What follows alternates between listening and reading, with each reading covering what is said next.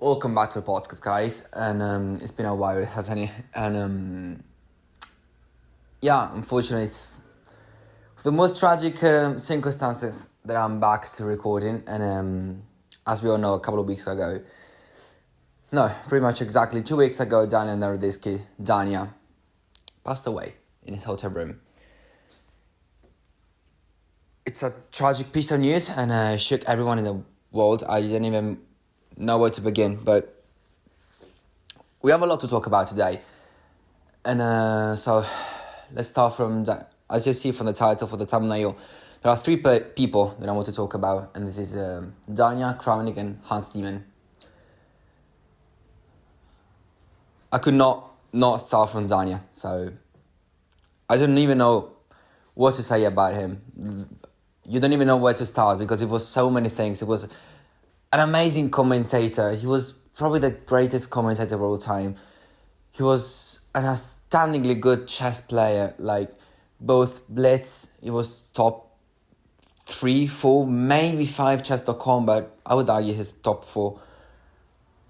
And also classical, he beat Caruana. He was 2650. He was an incredibly strong GM. And also just nice guy in general. He was streaming. He was filming videos. If you're an intermediate like me, let's say advanced to intermediate advanced chess player, I know to learn about chess from YouTube, from free sources. There was no better channel than Danya. Gotham Chess is a great channel. He covered it, but if you truly just wanted to improve, he is the best one. He was the best one. His educational chess content, his speedruns, his endgame content. He made a series about endgames, it just helped me so much. The way he broke down just the answers of the endgame is truly remarkable. There are no words. And also his streams was so funny. He was streaming Tower Tuesday all the time. He was also an advocate for blindfold chess, which I so much agree with.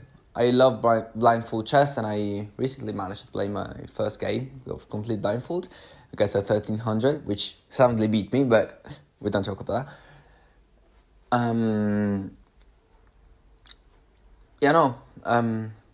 He really thought that, or believed that blindfold chess would help you visualize and make you better at tactics, and I 100% agree with him.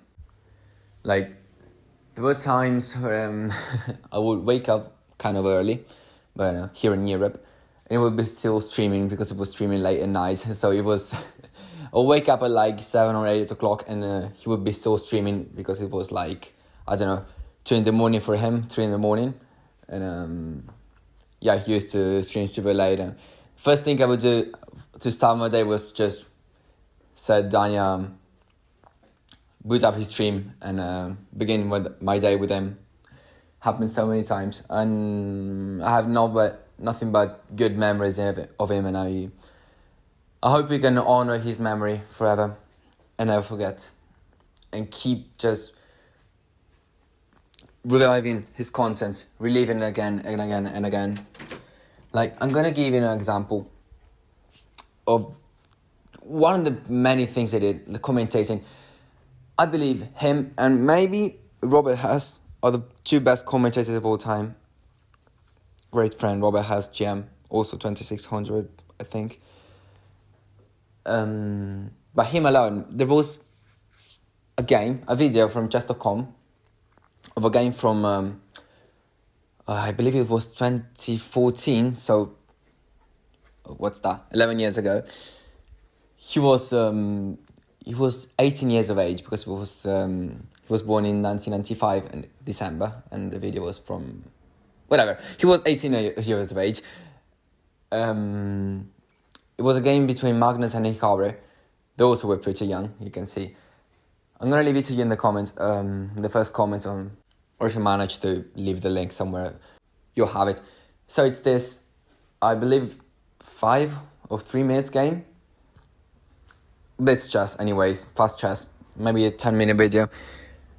And he was commentating it. The commentary is so good. I don't know how he did it. 18 years of age, he was never in an awkward silence. He was always saying something. He always had something ready to say. And it always made sense. It wasn't like filling a silence with void. No. It was always sensible. It was always great insights. I have option. The flow was just so captivating. I would run out of words. That's another thing. Words. His vocabulary was out of this world. He often came up with words that commentators have maybe never heard of in entire life, or even if they heard it, they would never pop it in their head to say them, to use them. So complex of a vocabulary, and in case it wasn't clear, I would narrate his memory for hours. There are things that I keep popping into my head about him, about his, and how much he was loved. As much as I would only like to talk about him, there are some nefarious, just to use one of those words that he might use, nefarious people around him. One of them being former world champion Vladimir Kramnik. Now, as I said, Danya was born in 1995, which means he got into chess at like pretty young age. I believe it was 6. Vladimir Kramnik was world champion from 2000 to 2007. Or rather, it's kind of complicated because there were 2 world champions. There was the classic world champion, there was the FIDE world champion, Topol was the FIDE world champion, Kramnik was a classic world. It's a whole mess, it's a whole new story. It's very complicated story. But let's assume Kramnik was kind of the world champion back then. Anyway, in 2006, he gained the title of world champion that we know today. So he was the world champion when Nordiski approached the game, which means he was the authority. He was the greatest chess player to be alive at the moment. It's hard to explain the amount of aspiration that a young kid trying to get good at the game has for the world champion. Like, you have to love him. He has to be an idol to you. It's a really important figure in your chess growth. I just needed to address that because it's a really important part of the story, I believe. Now, years go by and Anand takes Kramnik's title and Carlsen takes Anand's title and Dings and Gukesh, and we all know. And Kramnik becomes a 50-year-old former world champion that still plays online and is still kind of relatively good. And by relatively good, I mean 3,000 on chess.com. But like, you can see he's not at the top. He's not like Hikaru, Magnus and Furusha and Danya. It's just a very good player on chess.com, not like top 10, not even top 50 probably. And as he starts playing more and more on chess.com, more and more Title Tuesday, he starts accusing people of cheating, which is an incredibly serious accusation and can really bring people to the ground. Thing is, he will lose games because he's 50 years old, come on. If Garry Kasparov were to play games, if Vishy Anand were to play games on chess.com, they will lose. They will simply lose because they're 50. They're maybe 60 at this point, or something along these lines. I think Gary's 60. Maybe Anand is also 60 at this point. Point is, you just can't possibly stay as good as you were when you were in your youth. Because reflexes fall down and understanding the game falls down and everything falls down. It doesn't hold on. So we'll just keep losing matches, keep not having great out Tuesdays. And who do you blame? His old age? No. He would blame other people for allegedly cheating. And he would accuse everyone of cheating. And of course, cheating online is a problem. It happens. And sometimes he would accuse people of cheating and they were cheating and he will call them. Ahaha. No, I was right. yeah, you were right because you accused everyone. You say, if I walk around the park and accuse everyone I see of being a murderer, I would catch one. But while doing that, I would ruin the lives of many people that I accused in vain. So yeah, he accused people, and I need to address how serious of an allegation it is to accuse people of cheating. It's a bad thing to have people say to you. It's really, really bad because you have to understand, to be grandmaster like Danya or even any kind of master, they started playing chess at a young age. Like Danya was 6, but people were 5 or 7 or whatever. And you have to basically have done nothing else for your entire life. Like, let's be honest.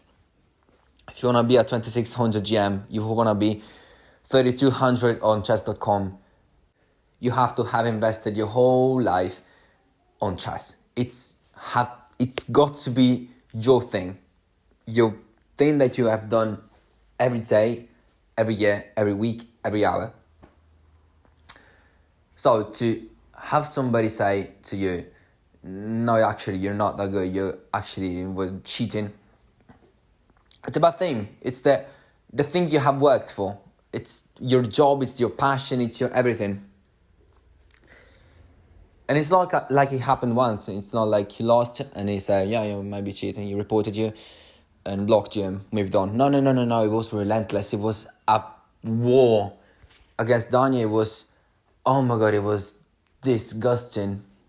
The cyberbullying that happened for better part of the last 2 years is just unfathomable. It's just horrific. It's unspeakable. You see, I was trying to come up with words, but I can't. I don't have the vocabulary that Danya had. Nobody does. And certainly not me. These attacks on Danya's persona, and make it clear, it wasn't only Danya. He was accusing Jospin. He was a whole thing with Jospin. Jose Martinez, very strong, I think he's Peruvian, GM, now lives in Spain. And they played this Clash of Claims match, which was just absurd. It wasn't only against Danya, but against Danya was the most merciless that he could have possibly gone. Like, it was so personal at the point. It's got to the point where Levon Aronian, another very strong grandmaster, maybe now in his 40s, and he was a great friend of Kramnik's at the time, where Kramnik was world champion and etc. It's gotten to the point where not even Aronian could bring Kramnik to reason. He tried. He said in an interview to Chess Base India, he said he tried. There was nothing he could have said. He was just out of this world, Kramnik. He would just start the procedure and report and try to come up with some ridiculous piece of statistics that he would post on Twitter. But it was just lies. It was just distorted reality. Well, I forgot to bring to attention an important person that accused of cheating, which is Hikaru Nakamura. The bastard accused Hikaru Nakamura of cheating, as if Danya wasn't absurd enough. Hikaru Nakamura was accused of cheating by Kramnik. He's the GOAT. He honestly, I believe, like 2021 to 2022, Hikaru was the best 3-0 player to ever walk the face of planet Earth. Better than Magnus, better than Furusha, better than Hans. Certainly way better than Vladimir Kramnik.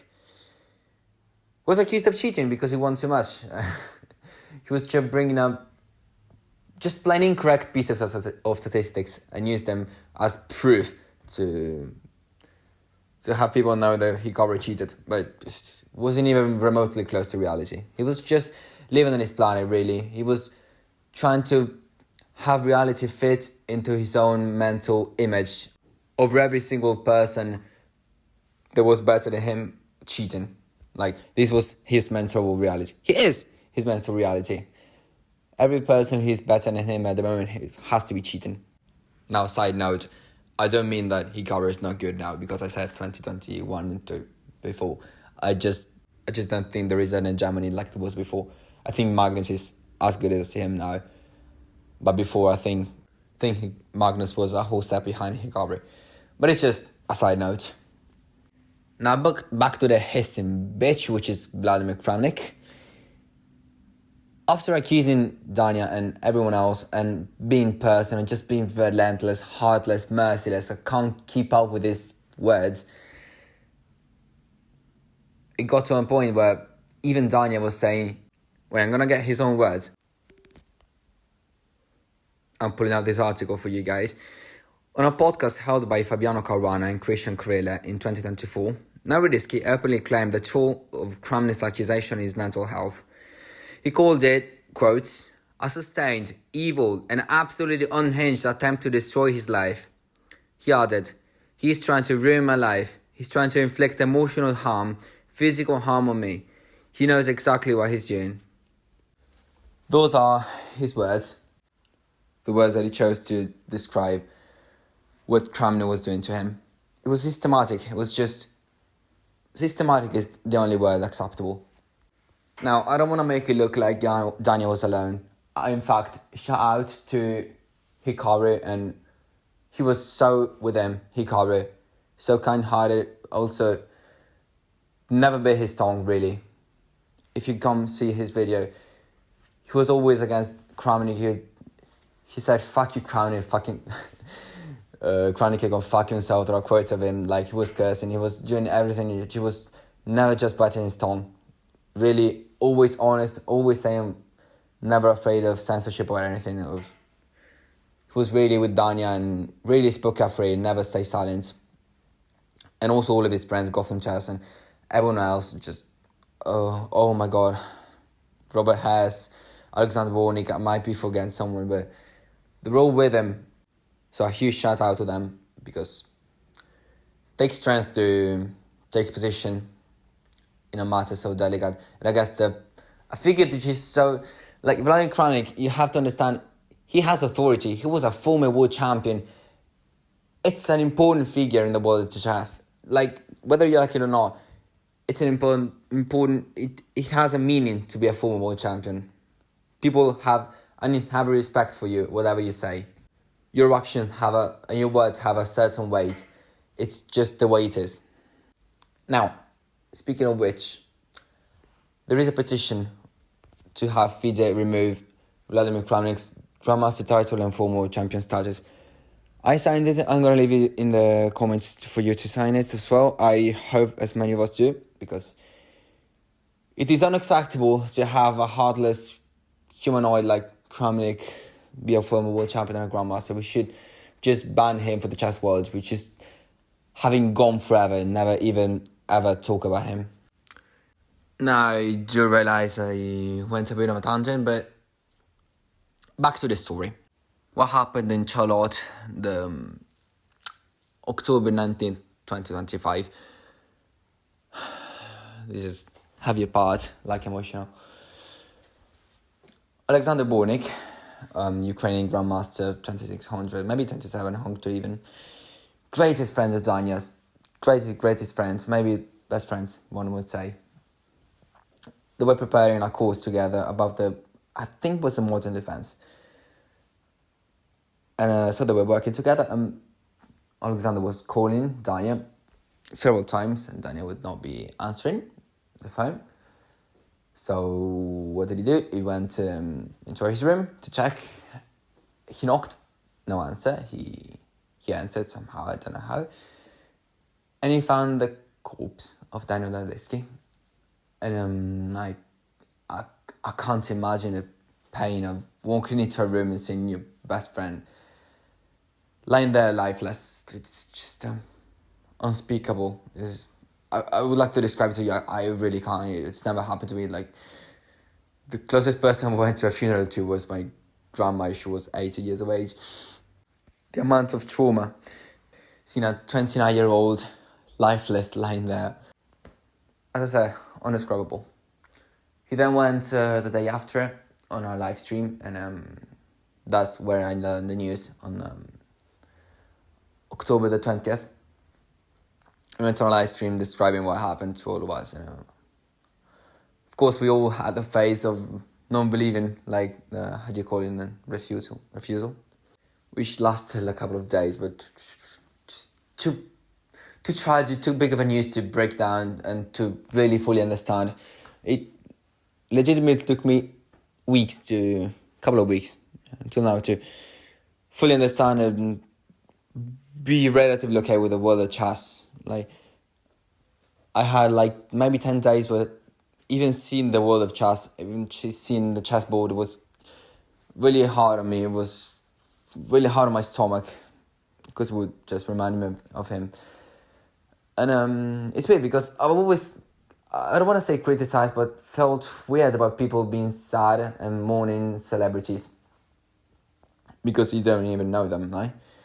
Like if today any famous singer, actress would die that I'm not a fan of, I would be like, oh, okay, I'm sorry, guys, but I would not be mourning. So I felt weird about people mourning celebrities, but now I really felt it, like the emotional weight was there. And it kind of surprised me. Maybe it's because chess is my world and it's what I love, and Danya was just probably one of the faces that brought more joy, more positivity up of the game. Like maybe Anna Kramnik is more positive than Danya, but because, come on, it's Anna. But otherwise, yeah, it really, you see, it really struck me. Now, for the part we're all waiting for, what's the weird guy doing on the left of the thumbnail? Was it right? I don't remember. I already done the thumbnail, but I don't remember what Hans Niemann was. Either way, what's the young guy doing? Hans Niemann. Let's talk about him. I will do a brief history of him. He rose as a 2700, like a very good top 20, maybe chess player on earth, on classical, around 2022, where he beat Magnus Carlsen, which was the world champion at the time. And what happened was that Magnus basically accused him of cheating, believed it was cheating, believed his result was non-legitimate. And from there, huge storm happened on the chess world, and people were believing him, people were not believing him, people were saying he had any bids, and which is outright offensive. There's no way to seriously accuse him of anal bids. Like he started out as a meme, but they caught on and got serious. And no need to do that, please. And he got harassment, and now he's just still top 20, top 15, maybe top 20 in the world, and top 4 maybe on chess.com, together with Magnus, Hikaru and Firouzja. And it's just a controversial figure because he's saying that he's the only one speaking the truth, and then Levy and Hikaru and chess.com ruined his life, and Magnus ruined his life, ruined his career, and everyone's trying to sabotage him. It's really loud as a person, not literally. He's just always talking, always saying hot things, which is, I guess, is good for the world of chess, but I think it's a bit too much. And he's an arrogant person. There's no way you're getting around this. He's just an arrogant person. It's just he is. He's saying he's the future world champion. He has no doubt in his mind, or at least tries to appear like he has no doubt in his mind he's gonna be the next world champion. And by the way, today, he lost to Lorenzo Lodici in the FIDE World Cup. I feel I'm going to be able to make a video about that because it was just an insane performance from Lorenzo. And also an insanely bad performance out of Hans. But, yeah. Point is, I have reasons to believe... No, I don't have reasons to believe Hans didn't cheat against Magnus and in other over-the-board chess games. For many reasons. First of all, he cheated online. When he was a teenager, now he's 22, but still, he cheated online, first of all. Then, there were games where he legitimately could not possibly describe his moves. He would not give the reasoning behind the moves. He was just saying, yeah, it's kind of logical. But then people were asking about variations behind the moves. Like there was a move that he played that you could not possibly have played if you didn't see another variation and you had no clue what that was. So why would you play that? It just didn't make sense at the time. And I believe he's a strong player. I believe he's like 26, 50, 27 maybe, 100 level strength. But I don't think he's top like 10, absolutely. And I think he was helped in some way, in somehow. I have no clue how. At the same time, I don't think it is impossible to cheat on over the ball chess. I just don't. Point is, he's been accused of cheating, and it was a legitimate reason to believe that it was cheating. It wasn't like Danya, or Hikaru, which is absurd to believe it was cheating. No, there was a legitimate cause for him. And then everyone agreed, and he wasn't treated rightly because the annual base was horrible, and also all the stuff that was done to him was bad. But yeah. Now, the person that was accusing everyone of cheating, Vladimir Kramnik, did not accuse Hans Niemann. Matter of fact, he chose to be his coach. Vladimir Kramnik is the coach of Hans Niemann. And Hans calls Kramnik his friend, his coach, his mentor, his master. He has a lot of respect for him. And he's not fucking said anything about it, huh? He has said a few kind words for Danya, of course, as everyone did, me included. But he has not spoken a word about Vladimir Kramnik. He hasn't condemned him, he hasn't said nothing. He hasn't even said, okay, maybe he's not my idol anymore, maybe he's not my mentor, maybe... No. He's just keep having him as a coach, and it's just silence. How isn't this weird? The only guy who he had any legitimate reason to believe it was cheating is the only one not accused to be cheating, and he's the person in Kramnik is coaching. It's just such a weird reality. And another thing that people don't really bring out to attention these days, Vladimir Kramnik was accused of cheating. It was kind of serious. It was really serious. He was going to the bath. Okay, I'm going to tell the whole story.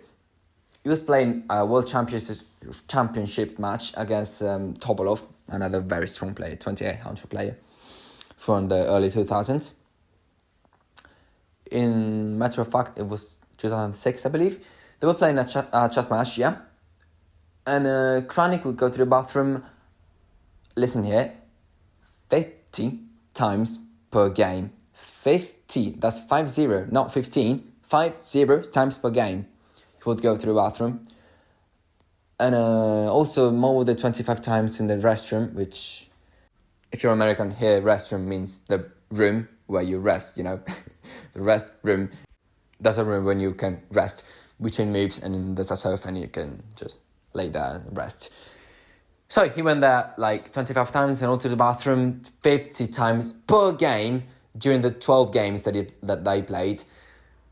And as if that wasn't suspicious enough, there was a wire. They caught a wire in the bathroom because they had private bathroom. There was Kramnik's bathroom and also Topolov's bathroom. So in Kramnik's bathroom, they found a wire. It's a mystery that never got solved. They never saw what it was connected to or what he was doing with it. But isn't that weird? The guy who was legitimately accused of cheating in 2006 now comes back accusing everyone else of cheating, excluding the only guy who only had legitimately reason to accuse of cheating. This is ridiculous. Can't even say it. I hope you do understand that. And now Hans Niemann considers Kramnik his coach, his mentor, his idol, and doesn't even say anything after Kramnik quite literally caused the death of Daniel Nerdersky. This chess world needs something. I don't even know. FIDE needs to do something. FIDE needs to ban Kramnik forever. It is scandalous. The FIDE is just silent there.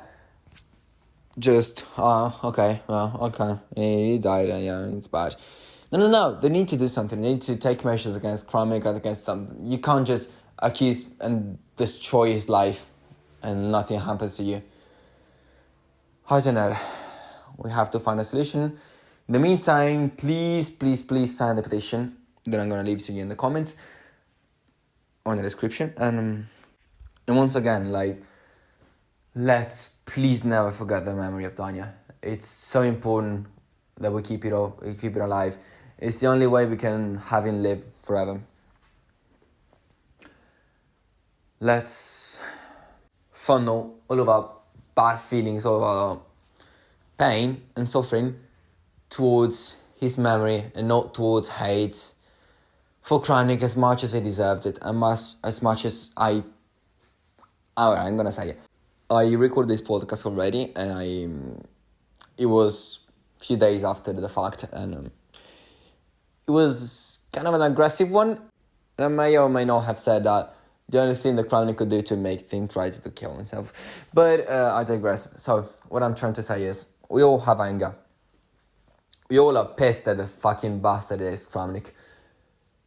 But for our sanity and not for Kramnik's sake, I think we should funnel all of our suffering towards Danya's memory and not have all of this negative energy go towards hate because it's bad for us, not because Kramnik doesn't deserve it. He fucking deserves everything bad. Like, he needs to be banned. He needs to never ever have a Trust.com account. He never ever have a Twitter or X account. He should not be a grandmaster. He should not be listed as a former world champion. We should just isolate him and forget him and have him fuck off, really. That's pretty much all of I have to say. So, because you have listened to all the thing, oh my god, thank you, I'm so grateful. And if you want to share this, have a like, comment your thoughts, anything at all, I'd be grateful. And yeah, I'll be doing some videos, hopefully, if I manage to find the time and the will to do it. Thank you so much, and may the memory of Daniel Naroditsky live forever.